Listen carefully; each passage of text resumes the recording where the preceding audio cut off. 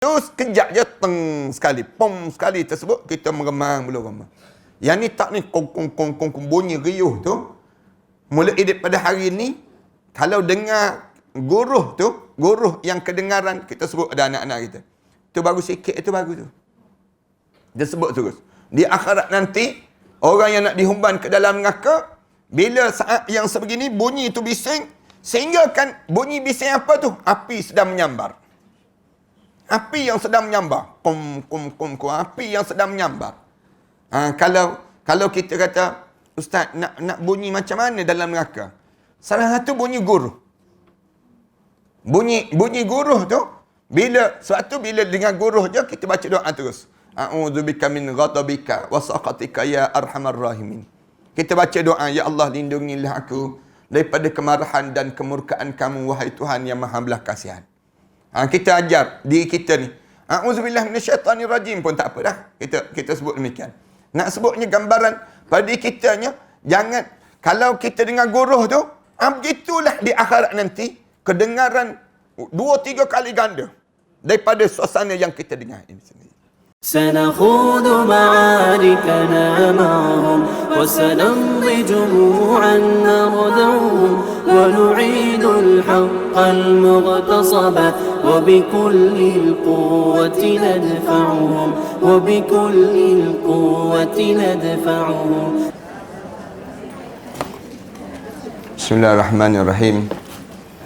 الحمد لله رب العالمين. Wassalatu wassalamu ala ashrafil anbiya'i wal mursalin wa ala alihi wa sahbihi ajma'in.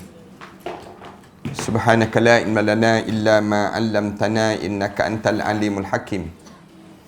Ya alim 'allimna min ilmika kama tarda bihi 'anna. Ya halim khalliqna bi khuluqil hilmi wa haqqqiqna bi haqa'iqil ilmi. Allahumma 'allimna ma jahilna wa zakkirna ma nassina. Allahumma yassir wa la tu'assir wa tammim bil khair, amma ba'd. Para hadirin yang dihormati sekalian, alhamdulillah kita syukur pada Allah kerana kita masih lagi diberi peluang oleh Allah untuk kita sama-sama membicarakan tentang satu tajuk yang kita akan lalui dalam perjalanan hidup kita nanti, yang disebut dengan Yaumul Akhirah, pada hari akhirat. Sehingga kan tajuk kita ni dipanggil di antara tajuk-tajuk yang kita mesti imani dalam jiwa kita. Sebab itulah di antara rukun iman yang ada ialah beriman dengan hari akhirat. Kadang-kadang kita sebut tentang rukun iman ni kan, beriman dengan hari akhirat. Orang kita tak faham apa dia beriman dengan hari akhirat. Tapi bila kita belajar ni barulah kita faham. Oh, rupa-rupanya hari akhirat ni jauh lebih besar daripada hari yang kita fikirkan. Boleh jadi kita fikir dunia ni dah besar dan lebih luas. Tapi bila kita cerita tentang hari akhirat, rupa-rupanya hari akhirat ni jauh lebih luas dan jauh lebih besar. Lalu kalau kita bayangkan di dunia ini pun, kita ni kena belajar untuk kita nak hidup di dunia. Nak suruh kita selesa di dunia. Bagaimana kita nak hidup di akhirat kalau kita tak belajar? Dalam hidup kita ni, satu nikmat yang Allah bagi pada kitanya ialah kita dapat belajar tentang hari akhirat. Belajar hari akhirat ni tak mudah. Kita start daripada kita usia kita, daripada kecil dahulu. Boleh jadi ada di kalangan kita hari ni baru kita faham. Baru kita boleh duduk dalam majlis-majlis sebegini. Dulu-dulu kita, waktu mana belajar di peringkat menengah, peringkat universiti dahulu, kita tak sempat nak belajar ilmu-ilmu sebegini. Tapi bila Allah bagi peluang pada kita dapat kita duduk dalam majlis sebegini, mulut kita ni jangan berhentilah kita sebut Alhamdulillah. Kenapa jangan kena sebut Alhamdulillah? Kerana kita hanya boleh nampak sikit gambaran perjalanan lepas pada mati kita nanti. Lepas pada kita mati nanti, berakhir ke perjalanan hidup kita? Tak. Bahkan kita akan hidup lagi. Hidup tu, waktu mana hidup di atas dunia ni, boleh jadi di atas dunia ni kita boleh merancang nak makan nasi dagang, misal contohnya. Atas dunia ni kita merancang nak pergi ke sana, nak pergi ke sini. Tapi bila kita mati macam mana? Bila kita masuk dalam kubur nanti, rancangan kita macam mana? Rancangan kita pula. yang kita nak pergi di akhirat nanti. Macam mana rancangan kita? Mesti kita rancang juga untuk nak ke sana nanti. Rancang tu bila kita kena rancang sekarang ni lah. Kena rancang.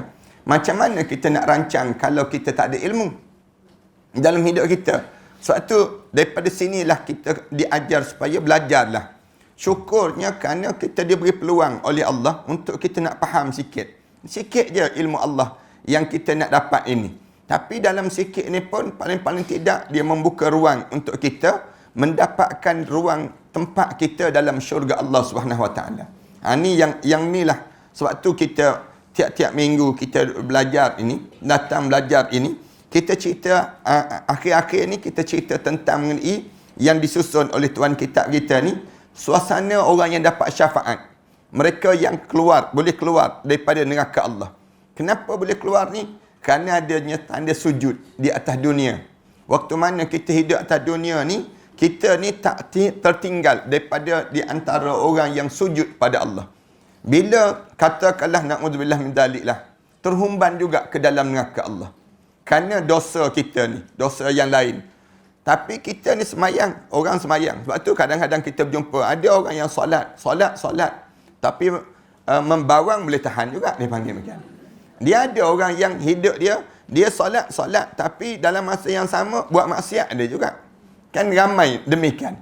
Orang macam ni di akhirat nanti macam mana kehidupan dia? Kalau kita belajar takut-takut yang tu kita, na'udzubillah min dzalik. Bila kita macam mana kehidupan dia sampai di akhirat nanti, masuk dalam neraka. Tapi bila masuk dalam neraka tu, nak boleh keluar macam mana? Nak boleh keluar ni, tunggu syafaat. Tunggu syafaat daripada dalam neraka tu, mengharapkan syafaat orang yang berada di atas dalam syurga Allah datang membawa syafaat. Dan syafaat di antara syafaat yang besarnya ialah kadang-kadang kita kata orang tak ada ustaz. Macam mana nak tunggu kita dapat syafaat ni? Amalan kita. Amalan kita ni mengeluarkan kita. Syafaat, dia memberi syafaat untuk diri kita. Amalan kita ni dalam bahasa yang mudah qarin kita lah, senang kita. Qarin yang sentiasa kita bentuk tiap-tiap hari ni. Tiap-tiap masa kita hidup ni, qarin. Dengan kita ni ada qarin. Kita belajar pada sebelum daripada ni. Anda pernah sebut pada jemaah. Ramai di kalangan kita tanya kan, apa dia qarin tu apa dia? Rupa-rupanya qarin ni amalan kita. Yang kita sendiri yang bentuk dia. Kalaulah amalan kita ni bagus, qarin kita ni jadi bagus. Kalau amalan kita ni buruk, maka qarin kita ni pun jadi buruk lah. Dia akan mengikut diri kita. Sebab tu Islam ni dia larang kita jadi hipokrit. Islam ni larang kita ni jadi talam dua muka. Jangan kita ni hidup dalam keadaan tak selaras, dia panggil. Depan orang elok, tapi belakang orang buruk kita. Jangan. Dalam hidup kita ni, biar sama je. Depan orang, belakang orang, jadi sama. Kenapa? Kerana kita kena ingat ada qarin sebelah kita. Qarin kita ni, daripada mana? Daripada amalan yang kita bentuk. Tiap-tiap hari kita bentuk amalan kita. Qarin kita ni, jadi bagus bila kita ni bagus. Qarin kita ni jadi jahat bila kita jadi jahat. Qarin kita ni jadi teruklah dalam dia. Kenapa? Kerana kita jadi munafik. Islam larang jangan hidup kita ni dalam keadaan yang tak konsisten. Sebab tu timbul istilah istiqamah dipanggil. Kenapa Islam nak suruh kita istiqamah dalam hidup? Nak suruh kita ni jaga amalan. Nak suruh kita ni biar cantik qarin yang sebelah kita ni. Qarin kita ni dia akan mengubah, dia akan diterubah dengan semakin cantik, semakin handsome dianya. Punca apa? Puncanya amalan kita yang kita lakukan dalam hidup kita ini. Sebab tu kita ni atas dunia ni jaga amalan. Wa qul malu, buat amalan. Fa sayarallahu amalakum wa rasuluh. Allah akan lihat setiap amalan yang kamu kerjakan di atas dunia ini sendiri. Kita jangan putus asa lah dalam setiap benda yang kita buat ini. Kerana semua benda yang kita buat ini kita boleh nampak balik di akhirat nanti. Oleh kerana kita nampak balik di akhirat nanti, kita tahu benda ni akan membantu kita ataupun tak boleh bantu kita. Bila kitanya berada di padang mahsyar Allah. Harap-harapnya amalan kita ni boleh tolong kita ni selamat kita daripada terhumban ke dalam neraka Allah. Kalau terhumban dalam neraka Allah, ni macam mana? Di antaranya yang kita sebut pada pengajian yang sudahlah, Ada yang tinggal setahun dalam neraka. Kemudian keluar. Dan yang paling lama tinggal dalamnya sepanjang usia dunia. Kita belajar sebelum daripada ni. Minggu yang sudah kan. Berapa lama usia dunia ni? Sejak dicipta sehingga dihabiskan. Iaitu 7,000 tahun. Ni disebut dalam 7,000 tahun tu. Nak gambarkan 7,000 tahun ni. Selama mana umur dunia ni 7,000 tahun tu. Start daripada sebelum Masihi. Sampai pada di kita ni sendiri. Untuk dikira. Pada hadis ni, hadis diriwayatkan oleh Imam At-Tirmizi dalam Nawadidul Usul. Dalam kitab dia. Abu Hamid menulis dalam Kashful Ulumul Akhirah. Abu Hamid ni maknanya Imam Ghazali lah. Imam Ghazali. Bahawa umat Muhammad sallallahu alaihi wasallam yang melakukan dosa besar yang lanjut usia, teramat tua, separuh usia, dan wanita dan pemuda yang buat dosa. Yang buat dosa ni sama ada lakukan dosa besar tu sejak daripada muda sampai tua buat dosa besar.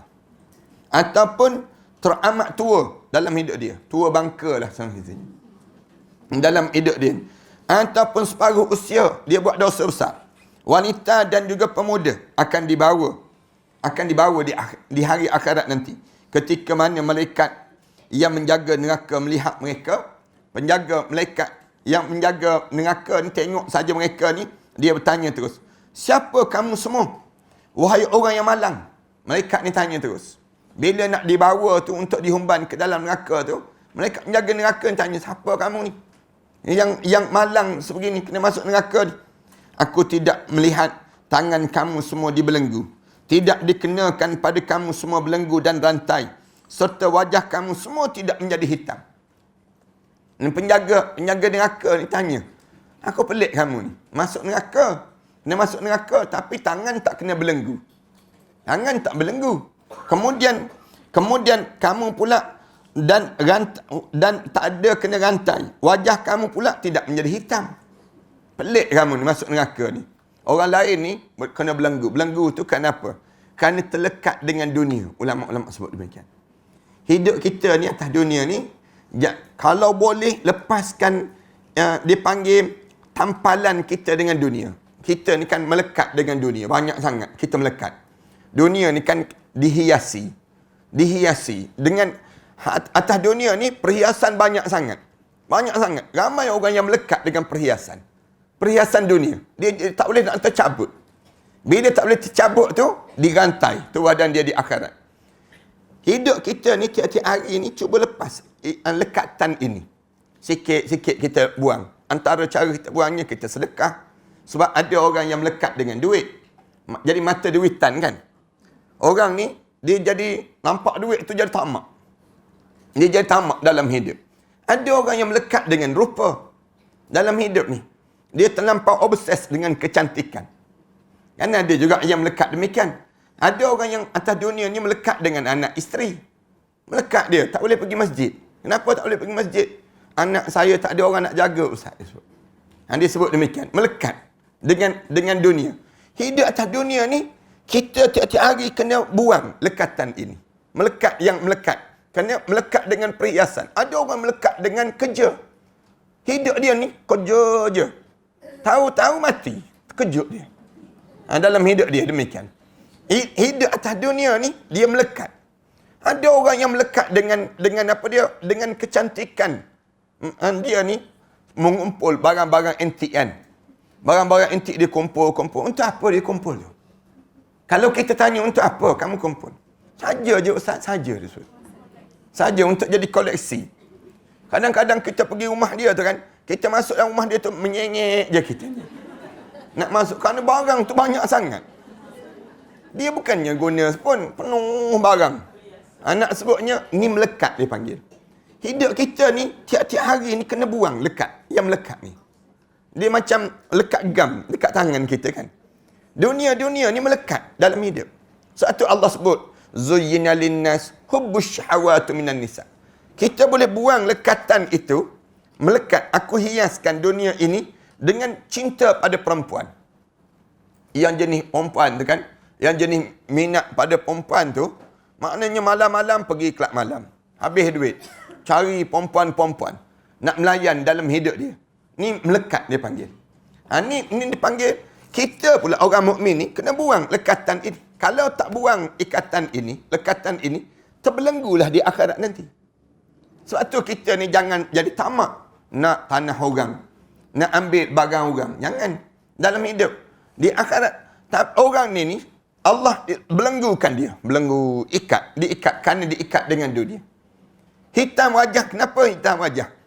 Hitam wajah ni kerana tak nampak akhirat. Nampak dunia je. Jadi hitam wajah. Maknanya hidup dia jadi gelap. Gelap dengan dunia. Para hadirin sekalian, perhatilah orang mukmin, orang saleh betul kan. Lagi berusia, lagi bercahaya wajah dia. Lagi dia dekat dengan Allah, lagi kita nampak jernih wajah dia. Dengan Allah Yarham, ana buat pengalaman kita dengan hidup dengan Allah Yarham Datuk Dr. Harun Din, misal contoh. Kita pengalaman hidup dengan Allah Yarham Tuan Guru Datuk Ni Abdul Aziz Nikmat. Kita tengok orang-orang saleh, orang-orang yang alim. Ni contoh-contoh. Lagi tua, lagi soleh, lagi dekat dengan Allah. Lagi berusia, ni yang sebaik-baiknya kita ikut. Dalam hidup kita dipanggil demikian. Tapi ada orang lagi tua, lagi nampak serabut kita tengok. Kita tengok muka dia tu dengan kita tension. Bukan dia je tension, kita pun tension. Tu dia panggil demikian. Orang ni hitam muka dia di akhirat nanti. Lalu malaikat dia tanya, tapi kamu ni tak jadi macam tu. Tangan tak terbelenggu. Kemudian muka tidak jadi hitam. Tiba-tiba kenapa kamu masuk dalam neraka juga? Tidak ada yang datang pada aku yang lebih baik daripada kamu semua. Malaikat penjaga neraka ni pun heran dengan orang ni. Pelik kamu ni. Masuk neraka juga. Tak ada lagi setakat ni orang yang muka macam ni tiba-tiba masuk neraka juga. Jadi demikian. Mereka menjawab, wahai Malik, kami orang malang daripada umat Muhammad sallallahu alaihi wasallam. Kami ni malang atas dunia. Anda nak sebut siapa ni? Orang macam ni. Orang yang keliru hidup. Orang yang keliru hidup. Kita ni, dia jadi macam tu lah. Dalam hidup kita ni, kadang-kadang kita ni dengar kuliah, rasa yakin je kita ni. Tapi bila tengok Gegar Waganza, hilang keyakinan tadi. Itu senang cerita. Bila tengok Maharaja Lawak, hilang keyakinan tadi. Jadi keliru dalam hidup kan. Patutnya kita ni, bila hidup kita ni, biar jadi konsisten lah. Straight je kitanya. Semakin berusia, semakin dekat dengan Allah. Semakin berusia, semakin dekat dengan Allah. Tapi, ada orang yang umat Muhammad ni hidup keliru. Hidup dia keliru. Tengok pada kenalan, tua dah aku ni, disebut. Tapi bila orang puji kita, asyik orang, jumpa je orang kata cantik. Jumpa je orang kata cantik. Ai muda lagi rasanya dia. Dia datang, kekeliruan. Dia panggil, hidup dalam keadaan rasa keliru. Keliru ni, dalam hidup ni ramai. Orang kita jadi begitu. Hidup dalam umat Muhammad, biarkanlah kami tangisi dosa kami. Dia mula sebut, kami ni biarlah hidup buat dua-dua kan. Bila datang bulan Ramadan, Allah bagusnya dia. Dalam bulan Ramadan kan, sah pertama manjang. Dalam bulan Ramadan, bahkan kalau ada orang pergi duduk tempat dia saf pertama, dia marah tu. Kerana sebut dia dah parking dah saf pertama. Tapi masuk Syawal, hilang balik dia. Yang jenis demikian. Malaikat Malik berkata, menangislah kamu semua, kerana tangisan itu tidak bermanfaat lagi bagi kamu semua. Orang ni jawab, malaikat kami ni, Allah, dah nasib. Nak buat macam mana? Nak menangis ni? Nak menangis. Nak masuk neraka. Malaikat jawab, apa dia? Menangislah macam mana pun, tangisan kamu tetap ada manfaat apa-apa pun lagi. Orang yang tua mengusap janggut itu sambil berkata, betapa malang nasib ubanku, betapa panjang keletihanku, dan betapa lemahnya kekuatanku. Orang yang separuh usia pula berkata, betapa malang dan panjangnya persinggahan ini. Dia jadi demikian. Dia masing-masing mula mengeluh. Allah dia kata, malang nasib aku, uban, panjang letih aku, lemah kekuatan aku. Tua sampai masuk dalam neraka juga. Hidup ni habis masa dia. Habis. Sampai di akhirat masuk neraka. Bila begitu dia kata, Allah habis aku. Dunia aku tu. Habis begitu je, terhumban ke dalam neraka. Yang separuh usia ni jawab balik. Yang orang yang separuh usia, betapa malang dan panjangnya persinggahan ini. Malang aku. Hidup sekejap. Ada orang yang hidup atas dunia ni kan.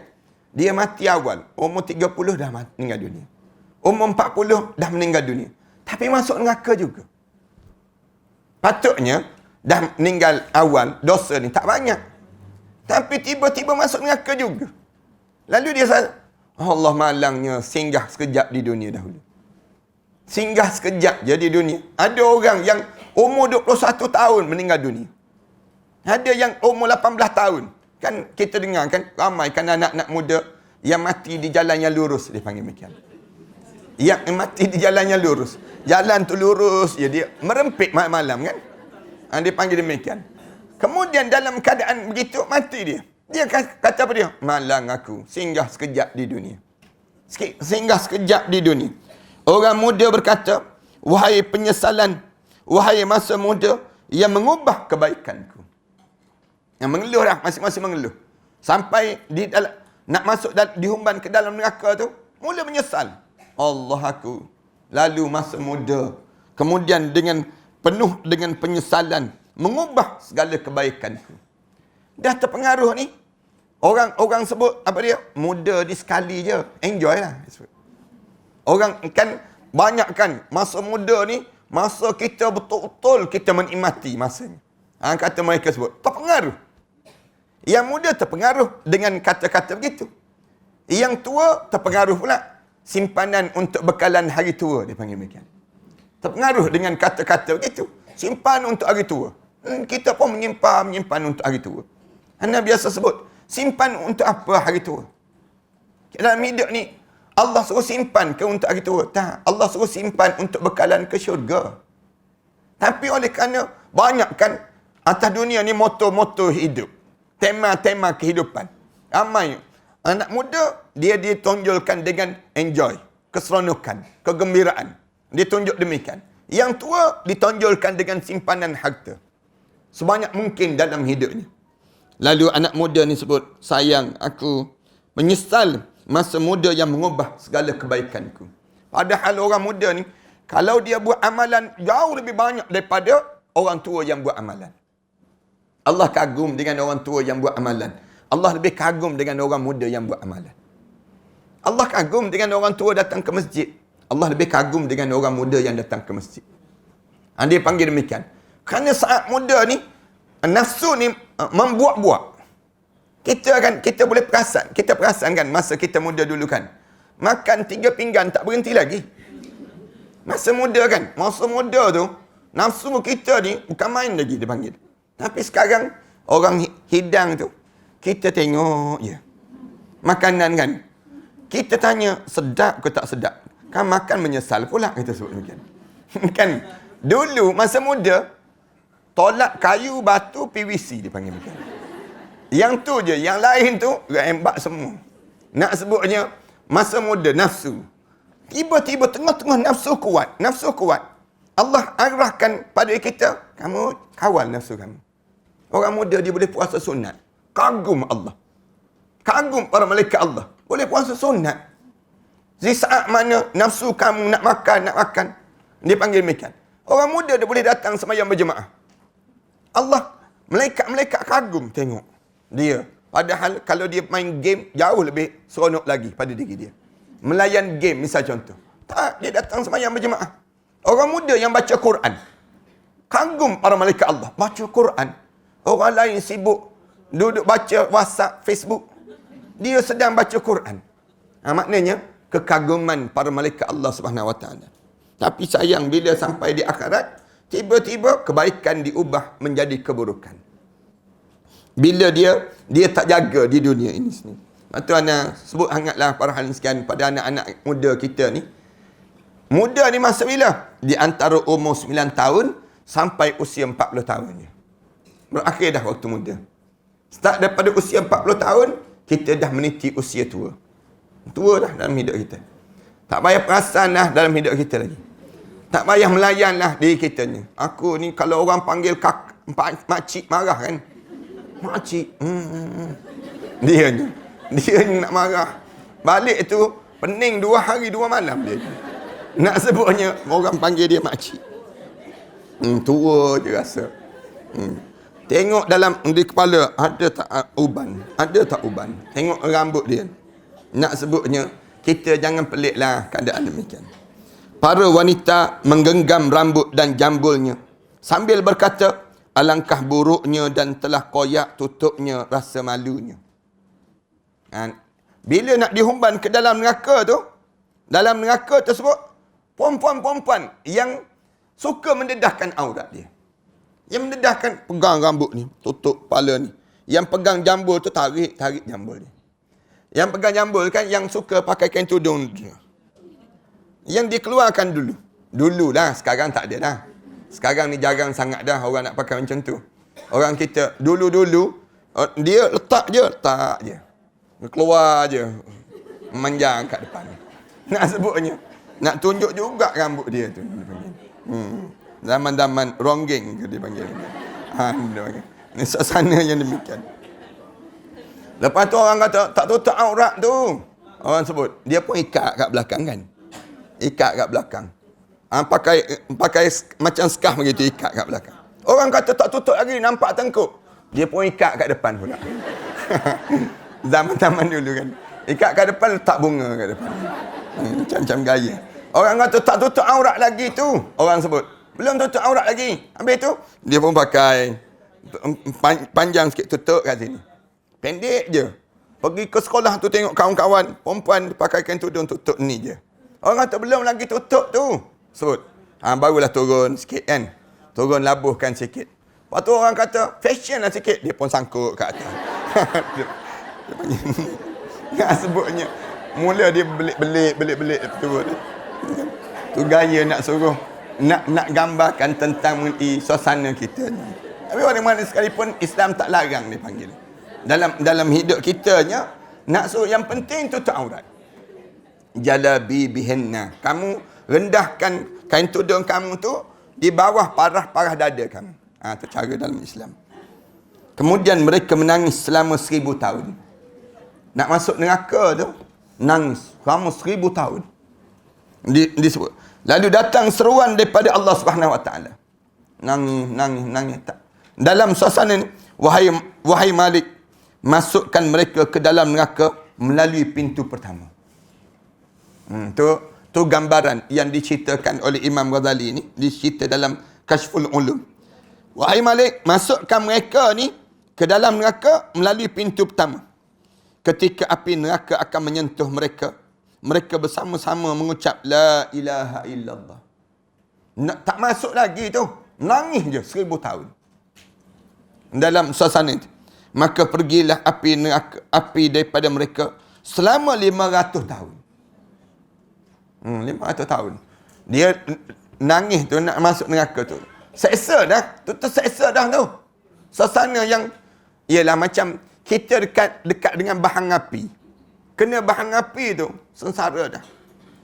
Setengah-setengah kita kan, zaman-zaman dulu tu, kalau waktu mana tiup api di dapur tu, tiup tu rasa muka kita ni. Panas bahang tersebut. Nak sebutnya gambaran tu baru di dunia. Di akhirat nanti 1000 tahun nak menghadap api tu. Dalam keadaan menangis, nak kena masuk ni.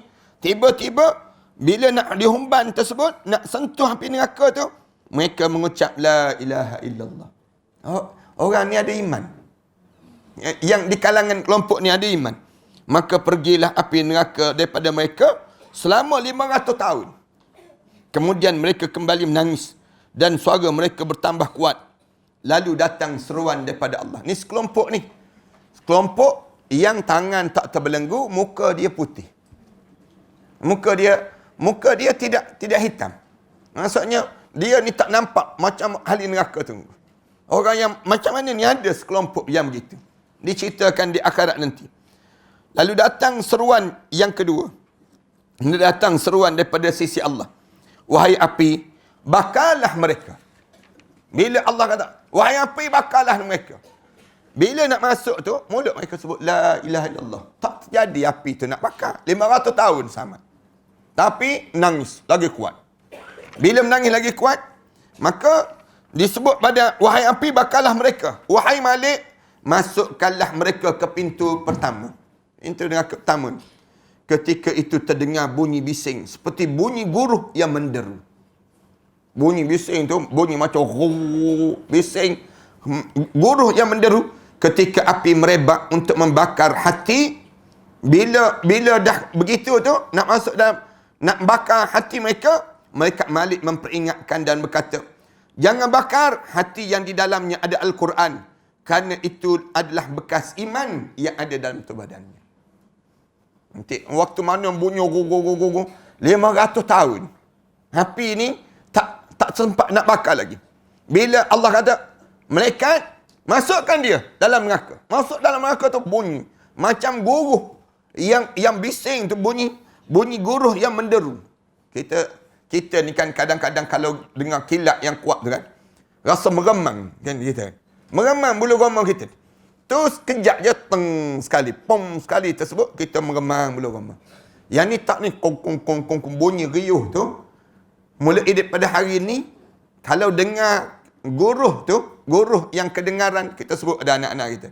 Tu baru sikit tu baru tu. Dia sebut terus. Di akhirat nanti orang yang nak dihumban ke dalam neraka, bila saat yang sebegini bunyi itu bising, sehingga kan bunyi bising apa tu? Api sedang menyambar. Api yang sedang menyambar. Api yang sedang menyambar. Kalau kita kata, Ustaz, nak bunyi macam mana dalam neraka? Salah satu bunyi guruh. Bunyi guruh tu, sebab tu bila dengar guruh je, kita baca doa terus. A'udzubika min ghadabika wa saqatika ya arhamar rahimin. Kita baca doa, ya Allah lindungilah aku daripada kemarahan dan kemurkaan kamu, wahai Tuhan yang maha belas kasihan. Kita ajar diri kita ni. A'udzubillah minasyaitanir rajim pun tak apa dah. Kita sebut demikian. Nak sebutnya gambaran pada diri kitanya, jangan kalau kita dengar guruh tu, begitulah di akhirat nanti kedengaran 2-3 kali ganda daripada suasana yang kita dengar ini sendiri. Setiap kali mana kita dengar, bila api tu datang nak bakar tu, bila nak bakar saja, lalu malaikat Malik jawab terus. Malaikat Malik kata, jangan bakar hati yang ada di dalamnya Al-Quran Karim. Satu anak-anak sebut ada jemaah kan, hafalah Quran. Jangan malas menghafal Quran. Hari-hari kita ni, kalau sehari satu ayat, banyak mana dah kita hafal. Kalau sehari satu ayat dia, kita jangan biarkan diri kita ni malas menghafal. Anda sebut dah pada jemaah-jemaah yang belajar di sini kan. Anda kata, jemaah yang belajar ni, paling-paling tidak kita ni, ada 3 surah je dalam dada kita. Cukup dah pada diri kita. 3 surah ni apa dia? Surah Al-Mulk, anda pernah sebut dahulu. Surah Al-Mulk. Yang kedua, surah Al-Kahfi. Dalam dada kita.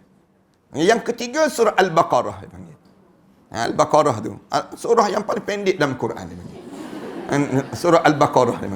Maknanya kita hafal surah Al-Baqarah ni sendiri. Biar ada dalam dada kita. Biar Al-Quran, api neraka tak boleh nak bakar. Kenapa tak boleh bakar? Ini nak sebut simbol kekuatan. Dan kalau kita ada 3 surah tu, maknanya kita menguasai sebuah Al-Quran Karim pada diri kita. Untuk kekuatan pada diri kita lah. Tiba-tiba, malaikat Zabaniyah datang dengan membawa air yang mendidih. Tengah-tengah, macam tu panah-panah tu, datang malaikat Zabaniyah. Bawa air yang mendidih untuk dituangkan ke dalam perut mereka tersebut. Datang pula malaikat, tuang. Lalu malaikat Malik mencegah dan berkata, jangan masukkan air mendidih ke dalam perut yang dikosongkan pada bulan Ramadan. Orang yang puasa dalam bulan Ramadan tu, kamu jangan masuk air tu. Malaikat Zabaniyah. Kemudian, dan janganlah api membakar kening yang telah sujud pada Allah Subhanahu Wa Taala. Jangan bakar. Mana-mana orang yang sujud kan, rapat di dahi dia ni. Rapat di atas tikas jadah dia tersebut. Jangan bakar. Orang yang jangan bakar kening dia tersebut. Jangan bakar muka dia ni, mana-mana yang telah pernah sujud pada Allah SWT. Ni orang Islam, ni orang Islam. Nak cerita orang Islam yang dihumban ke dalam neraka Allah SWT. Tapi ada tempat yang dia tak terbakar. Di antara tempat yang tak terbakarnya, tempat yang sujud pada Allah. Mereka pun kembalinya kepada air. Mereka pun kembalikan kepadanya air yang mendidih seperti menuangkan cecair dan iman terus menjaga hati mereka tersebut. Penjelasan lebih terperinci akan dibahaskan dalam bab akhir insya-Allah dalam kitab ini. Moga-moga Allah panjangkan umur kita mengenai neraka Allah. Bagaimana suasana neraka Allah? Sabda Rasulullah sallallahu alaihi wasallam, hatta iza faragallahu minal qada bainal ibad. Apabila sehinggalah selesainya Allah, sehinggalah Allah menyelesaikan segala ketentuan dia di kalangan hamba-hambanya. Itu betulkan balik terjemahan tu lah. Nak suruh betul faham lah. Apabila Allah telah selesai menyebabkan hatta iza faragallahu minal qada, sehinggalah Allah menyelesaikan semua ketentuan Allah. Sehingga Allah menyelesaikan, Allah selesai semua di antara ahli syurga dan ahli neraka, bainal ibad, di kalangan hamba-hambanya. Hamba-hambanya semua dengan binatang-binatang semua selesai. Bila selesai, menyebabkan turun ayat dalam firman Allah Ta'ala, sanafrugu lakum ayyuhas thaqalan. Kami akan memberi perhatian sepenuhnya kepada kamu, wahai golongan manusia dan juga jin. Sanafrugu lakum ayyuhas thaqalan. Thaqalan ni maknanya dua kelompok, iaitu manusia dan juga jin. Sanafrugu lakum, kami akan bagi perhatian khusus pada kamu, wahai golongan manusia dan juga jin. Ni maksudnya dalam hidup kita ni rupa-rupanya jangan ingat manusia jadi hamba pada Allah. Jin pun kena jadi hamba pada Allah. Sebab tu kita ni jangan jadi hamba pada jin. Jangan kita ni jadi kuli pada jin. Jin pun jangan jadi hamba pada manusia. Dua-dua ni kena jadi hamba pada Allah.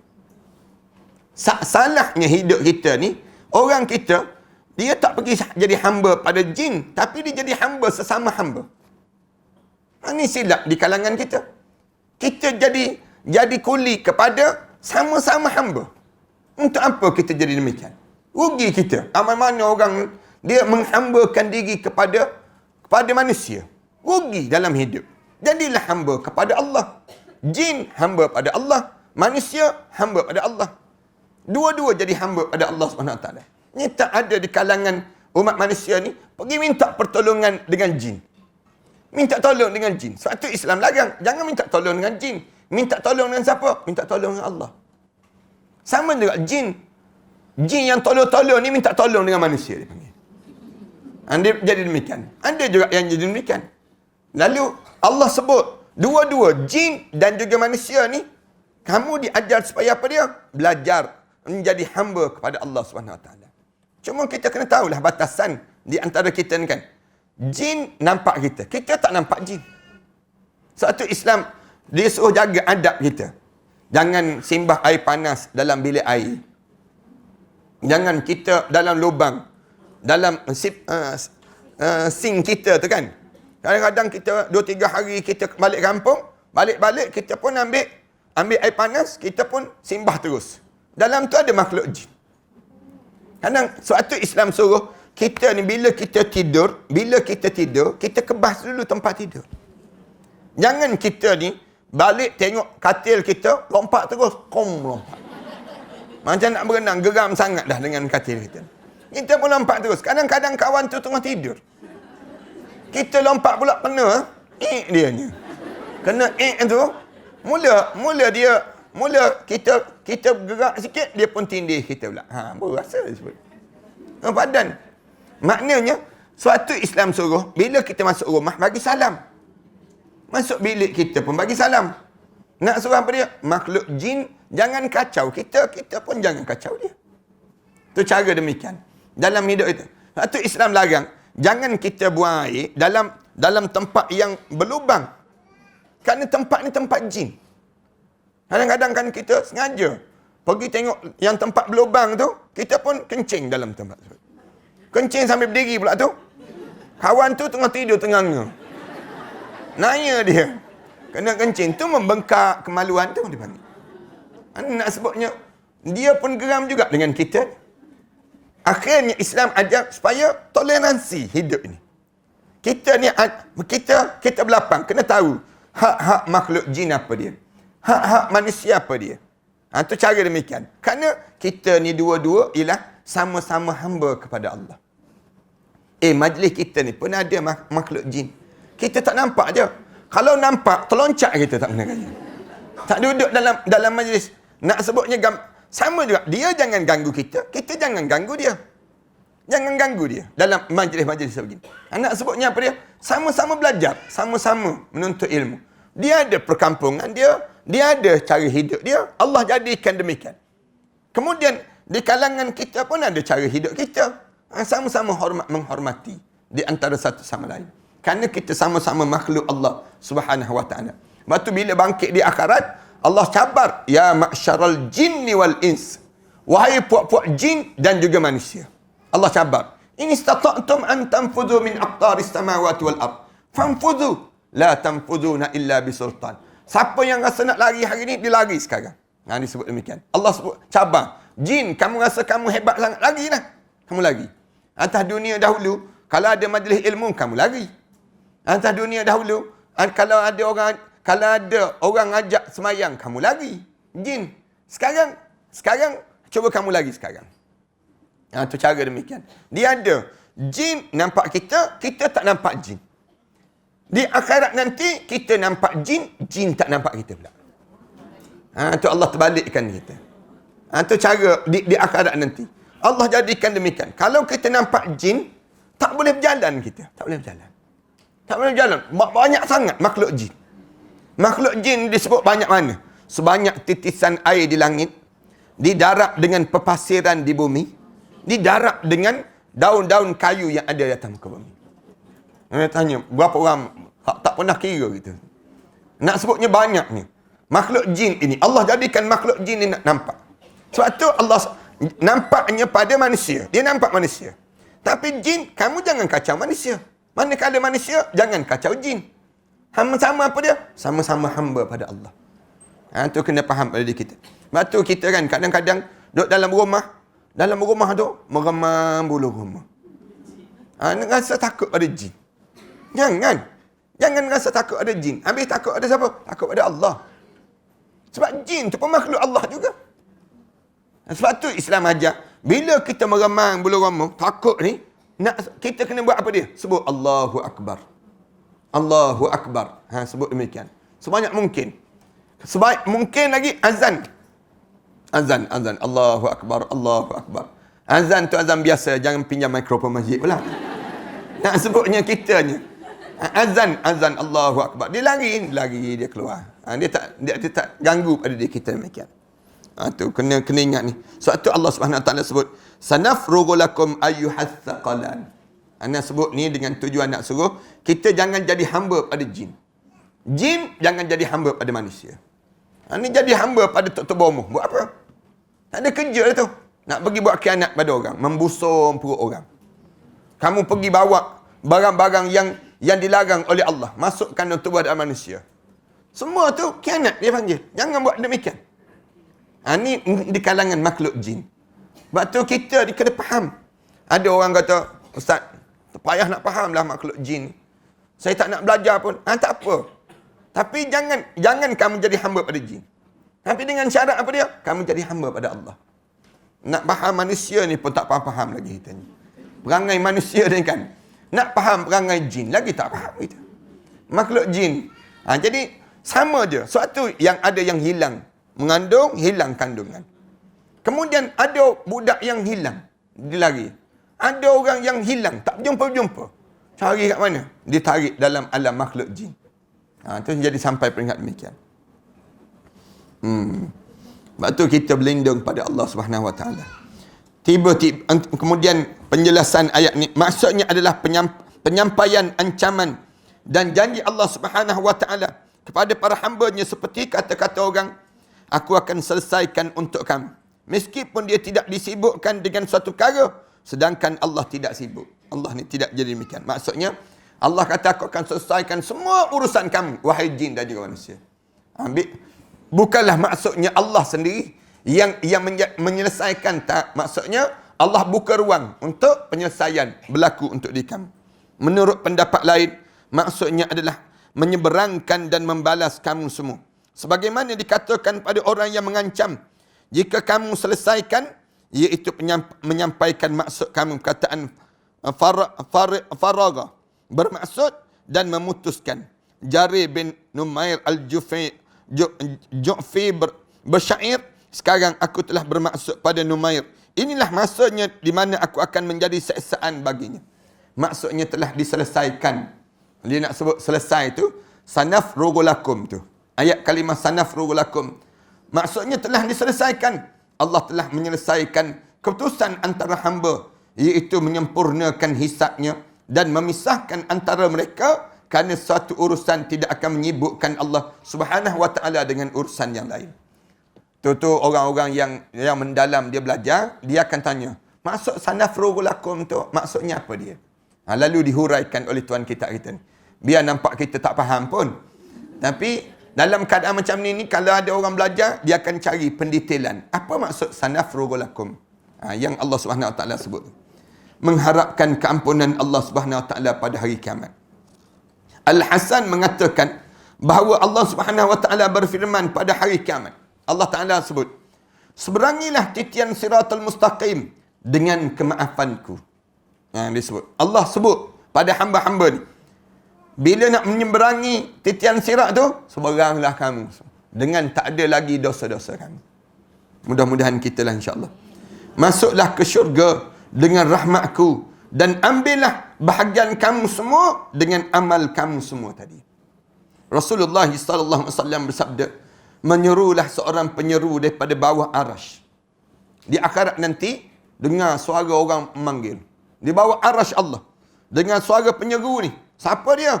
Siapa ni? Malaikat-malaikat Allah lah yang menyeru ni.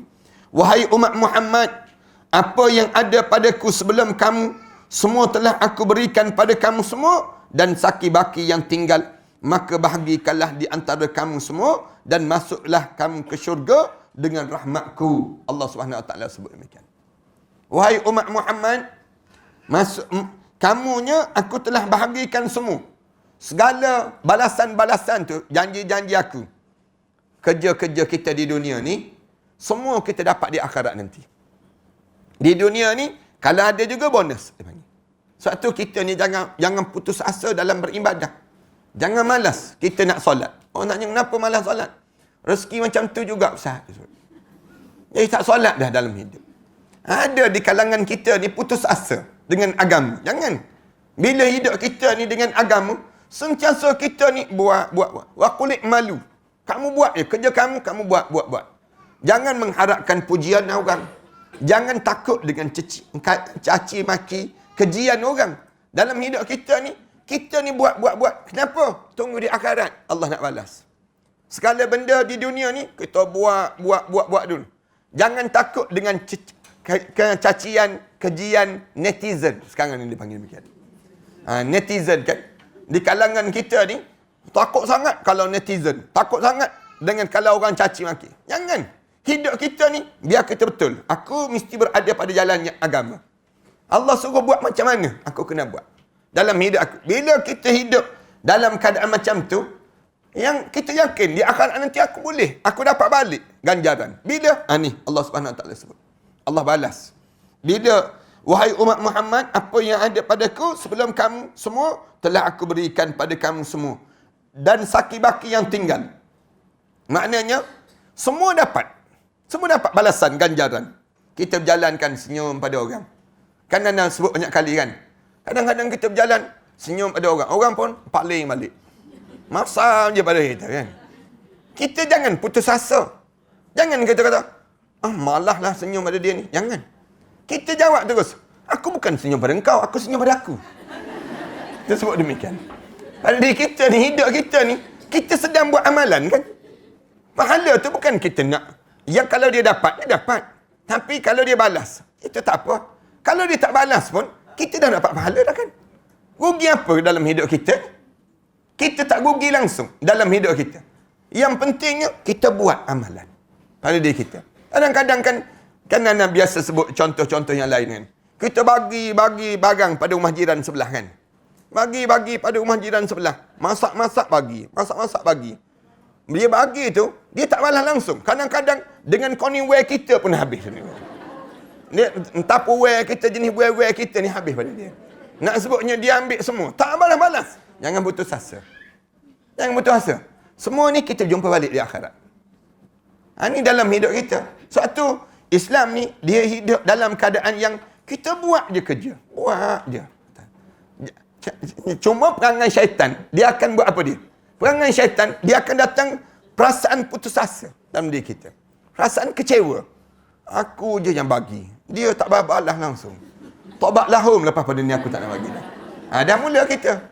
Syaitan kan, tengok engkau je buat baik pada dia. Dia tak buat baik langsung pada engkau.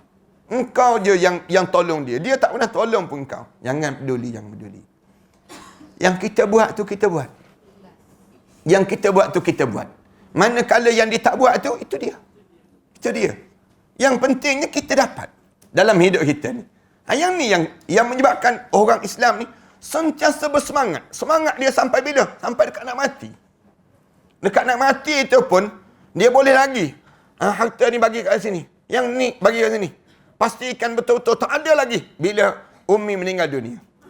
Kita sebut, tak ada lagi untuk manusia di dunia. Yang ada untuk akhirat. Untuk akhirat semua. Boleh lagi pada diri dia. Lepas tu kalau kita baca kitab alim ulama kan, dekat nak mati tu, belajar lagi. Ada yang belajar faraid. Nazak tu, nazak tu. Tanya lagi, orang tanya dia. Dia dekat nak meninggal dunia, dia tanya orang yang sekeliling. Kalau ibu meninggal dunia, kemudian tinggal pula suami, tinggal pula datuk, tinggal pula anak 3 orang. 3 orang ni, seorang lelaki, kemudian 2 perempuan. Bahagian faraid ni kita nak bagi macam mana? Dia ni nazak tanya soalan demikian. Tapi nak sebutnya belajar. Nak belajar. Belajar tu macam-macam gaya alim ulama. Nak sebutnya tak pernah putus asa dalam hidup. Tak pernah putus asa dalam hidup. Kerana apa? Dia berbuat kebaikan. Dalam hidup kita ni orang mukmin. Hidup yang penuh dengan semangat. Maksudnya kita kan, ibu-ibu kadang-kadang masak. Kita masak hidang pada suami. Suami pun makan makanan. Kita hidangkan. Kita pun tunggu bilalah nak puji ni. Misal contoh ni. Bilalah nak puji. Tak puji langsung. Pinggan pun dia tinggal. Suruh kita basuh. Misal contoh, dia bingkang bangun. Tak kata apa-apa. Makan ngap sorang-sorang. Kita duduk depan dia ni. Dia tak kata apa-apa. Jangan putus asa, ibu-ibu. Jangan putus asa. Kita jangan kata, aku letak racun dalam ni bau tahu. Nak sebut. Kita ni geram sangat kadang-kadang. Terlintas juga dalam hati kita ni, datang perasaan nak marah. Dia ni tak sedar diri ke? Kita ni letih penat buat macam ni. Misal contoh dalam hidup kita kan. Tapi jangan putus asa. Dalam hidup kita. Buat.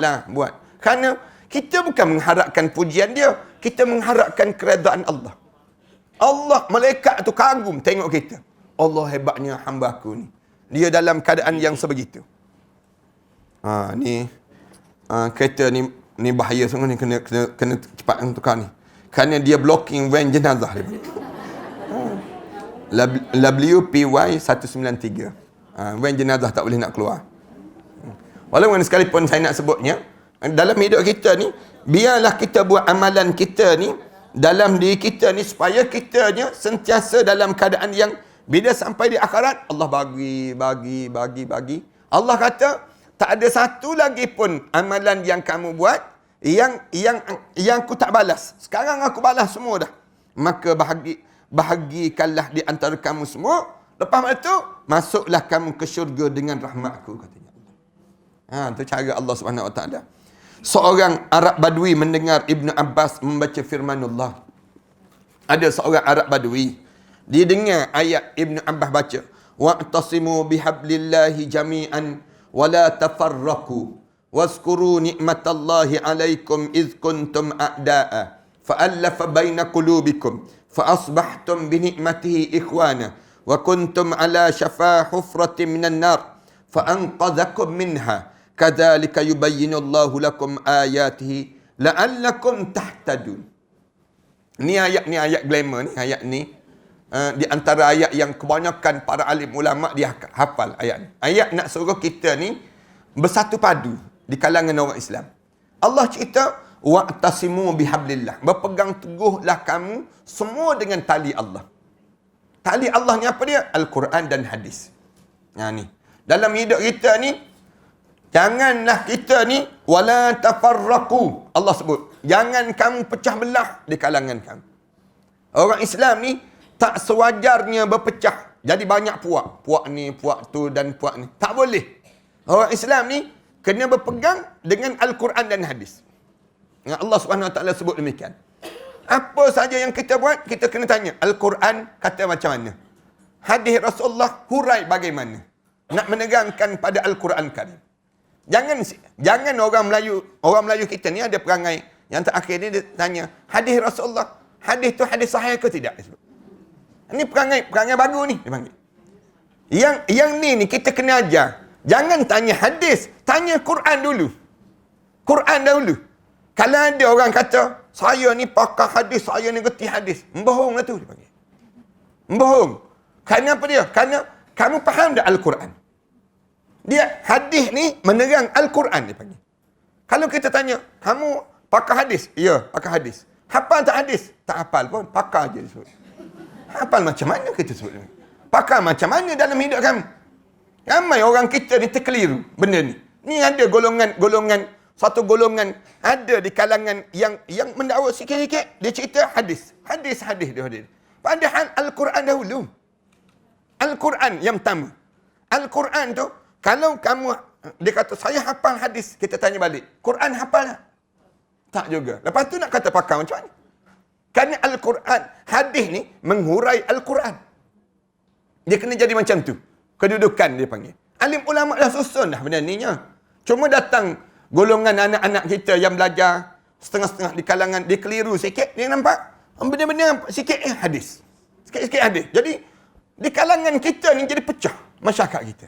Ada di kalangan kita pecah. Allah kata apa dia? Wa'tasimu bihablillah. Kamu hidup kamu ni pegang dalam hidup kamu dengan tali Allah. Tali Allah. Apa dia? Tali Allah ni Al-Quran dan hadis Rasulullah. Alim ulama huraikan lagi. Lepas pada Al-Quran, hadis Rasulullah, apa dia? Ijma' ulama dan juga qiyas. Bila hidup kita ni makin panjang masa, ahli Allah ni ijma' ulama. Ijma' ulama ni maknanya, kamu tengok ulama-ulama tu sepakat dalam bidang tu kat mana? Kamu duduk dengan alim ulama tu. Kamu sama dengan dia. Alim ulama di mana, kamu berada bersama dengan mereka. Kemudian yang keempat apa dia? Qiyas. Qiyas ni, anda nak sebut macam ni. Rasulullah sallallahu alaihi wasallam sebut, kullu muskirin haramun. Setiap benda yang mabukkan itu haram, dia panggil. Haram. Jadi dalam keadaan kita sebut setiap benda yang mabukkan haram. Zaman Rasulullah ada tak dadah? Tak ada. Oleh kerana tak ada, dadah ni mabuk tak mabuk? Mabuk. Tagih. Orang yang terlibat. Lalu dikiaskan agak dengan dadah tu sama kedudukan dia, maka diharamkan oleh Allah SWT. Orang kita ni pelik. Dadah haram, arak tak haram. Kan terbalik itu dipanggil. Arak yang terbaru ni pula, arak yang tak ada alkohol pula. Yang zero alkohol. Konon-konon demikian. Kemudian dia jual. Kita kena jawab. Arak ni tak kira zero ke tak zero. Ataupun dia ni dalam keadaan yang ada ke tak ada alkohol. Dia tetap haram. Dia tetap haram. Nak gambarkan demikian. Qiyas. Orang kita ni, dadah dibawa gantung. Digantung sampai mati. Ibu kepada dadah ni, itu arak, tak ada apa-apa pula. Buat kilang besar pula, kilang tepi jalan. Malu kita. Yang tinggal dekat Shah Alam tu malu. Anda tak mengaku dah duduk Shah Alam. Nak sebut yang gambaran. Dalam hidup kita sebut, di Shah Alam ni banyak maksiat. Marah setengah orang kita. Setengah di kalangan, Anda dulu sebelum pilihan raya, Anda sebut, Shah Alam ni banyak benda maksiat. Ibu maksiat berada Shah Alam. Oh, marah. Datang, buat report polis. Yang report polis tu pula ustaz juga. Ustaz report ustaz. Nak sebutnya gambaran, ustaz ni pandai-pandai. Kita kata, ibu maksiat tu apa dia? Arak tu. Arak tu, buta ke mata kita sebut. Tak nampak ke? Di kalangan kita. Tapi nak sebutnya, pelik kan orang kita ni. Tapi kita seleweng manjang. Dalam kehidupan kita ni. Allah sebut, wala tafarraku. Jangan kamu pecah belah. Wazkuru nikmatallahi alaikum. Dan ingatlah nikmat Allah ke atas kamu. Nikmat apa dia? Iz kuntum a'da'a. Satu ketika dahulu kamu ni berkelahi. Kamu ni bermusuh. Kita ni kan tak kenal di kalangan kita ni. Bila kita tak kenal, banyakkan musuh. Mana orang yang tak kenal dengan anak, dia akan jadi musuh. Farhaniskan orang tak kenal farhaniskan. Dia akan anggap ni musuh. Dia akan jadi demikian. Tapi Allah kata, fa'allafa baina qulubikum. Aku tarik hati-hati kamu. Hati kamu tu, aku tarik hati di kalangan kamu. Fa'asbahtum binikmatihi. Maka jadilah di kalangan kamu dengan nikmat aku ikhwana, adik-beradik di antara satu sama lain. Allah yang menarik hati ni. Farhaniskan dengan Nana ni tak pernah kenal pun. Ni Mamat mana tak tahu ni. Dulu kan. Bila Allah tarik hati. Allah tarik apa dia? Pergilah dengar kuliah sekejap. Kita pun pergi dengar. Ustaz ni lain macam je ustaz ni. Kita pun tanya, ustaz ni nama apa? Kita mula kita nak belajar.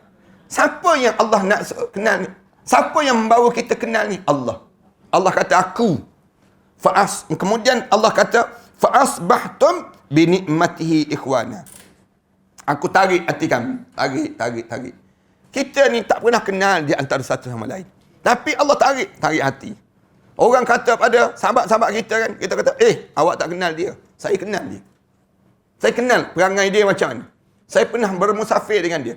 Saya pernah pergi berjalan dengan dia. Saya pernah tengok perangai dia, perilaku dia. Mana saya lebih kenal daripada awak. Kita sebut demikian. Siapa yang tarik hati kita dengan dia ni? Allah. Fa'allafa baina qulubikum fa'asbahtum binikmatihi ikhwana. Allah sebut, wa kuntum ala syafa hufratin minan nar. Satu ketika dahulu kamu berada di jurang-jurang api neraka Allah Subhanahu Wa Taala. Kamu ni kalau kamu kelahi ni maknanya jurang neraka lah. Sebab tu Islam larang jangan putus silaturahim, jangan. Jangan tak tegur siapa lebih 3 hari 3 malam. Di kalangan kita. Fa anqadhakum minha. Lalu Allah sebut, aku selamatkan kamu daripada neraka itu. Kadzalika yubayyinullahu lakum ayati. Demikianlah Allah menerangkan ayat-ayatnya. La'allakum tahtadun. Mudah-mudahan kamu diberi petunjuk di sisi Allah.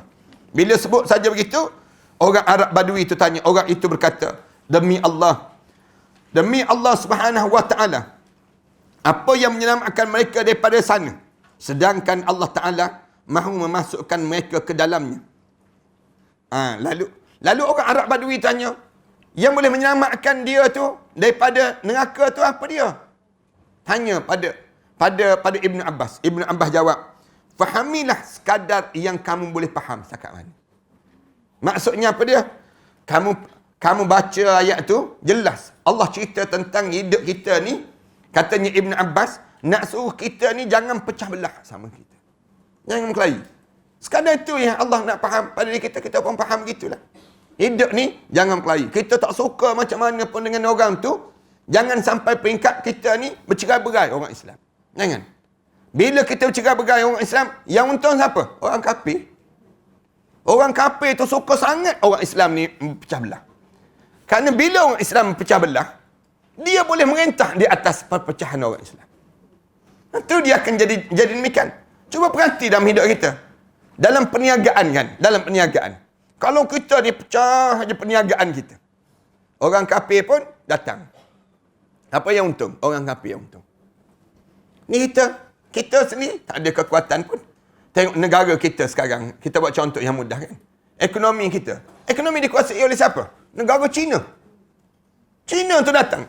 Padahal negara kita ni, sumber ekonomi ni, semua ada. Balak ada. Timah ada. Gas ada.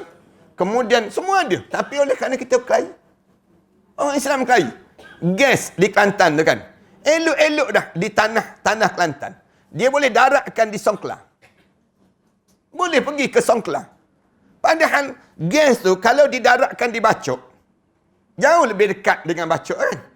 Dibandingkan pergi Songkla, tak buat saluran paip dalam laut tu, naik ke mana? Naik ke Songkla. Nak bagi pada, tak pasal-pasal dia panggil. Nak sebutnya dapat pada orang luar. Negara hak milik negara kita. Minyak kita ada. Semua balak ada, sumber asli semua ada di bumi kita. Tapi siapa yang untung? Orang bukan Islam yang untung. Yang kaya di negara kita ni siapa? Senarai orang kaya di bumi kita ni. Siapa? Orang bukan Islam. Punca apa dia? Tak baca ayat ni. Bukan. Kalau baca pun tak faham. Di kalangan kita. Kalau faham pun, saja nak buat khianat. Dia panggil. Saja nak buat khianat di kalangan kita. Patutnya kita ni, orang Islam ni, banggalah. Tak, kita ni marah. Orang Islam kaya kan. Orang Islam kita ni diberi kekayaan. Anda buat contoh Tan Sri Mokhtar Al-Bukhari. Said Mokhtar misal contoh. Bila dia banyak saja, orang kita ni dengki. Kilang roti milik dia. Gula dia juga. Semua dia.